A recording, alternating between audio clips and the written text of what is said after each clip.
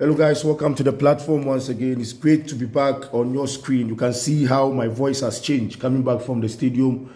9-7-4 Ghana versus Portugal. So many talking points there. 3-2 scoreline, and I must say it's not a fair reflection of the points. Just as I do, I would like to highlight some key points in the review. Number one, Ronaldo's penalty was not a penalty. Though after the game, I had some conversation with some senior journalists in Ghana, but I wouldn't want to mention their names, so no problem. They are thinking it's the right decision. That's private chat anyway. But when you look at all the journalists, even on ESPN, they think Ghana, the penalty wasn't a penalty. And I agree with them.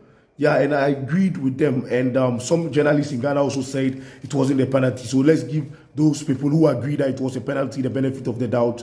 And number two, Ghana deserve to have the same penalty for Diego Costa's tackle on Inaki Williams at near the end of the game. Almost the game was getting to an end.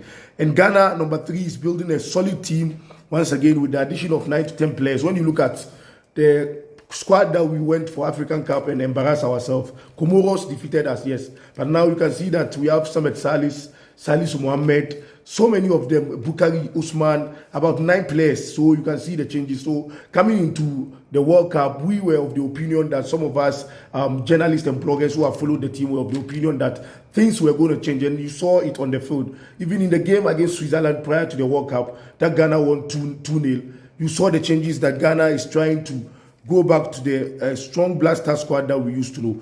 Kudus Mohammed, Salisu Mohammed were all excellent. I think the 2 players that most people have issues with were Baba Rahman and Thomas Partey. Thomas Partey is good, but he has to put himself in the game. When Abdul Samad Salis was substituted, it exposed Thomas Partey. The Portuguese used that midfield to be launching the attacks there. So and doing Samet Salis's presence on the field, they found it difficult to exploit that area of space on the field to hit Ghana. And so we have to check that also. Dede Ayew is still Ghana's most prolific player up front for Ghana, because when you look at the records, he's still making his own record. We need to change maybe possibly the goalkeeper, maybe to someone like Abdul Manaf. We have Delad also for Kotoko on the bench of the Blasters. Abdul Manaf is also there, and Atizigi is doing well, but he did well relatively, but the balls that came to him that we needed the goalkeeper to save us. You know, in every situation, there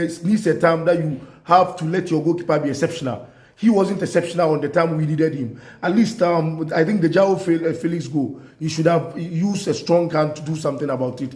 And the third goal, the questionable decision about the referee. And I think if there should be a way, Ghana should protest if it's allowed in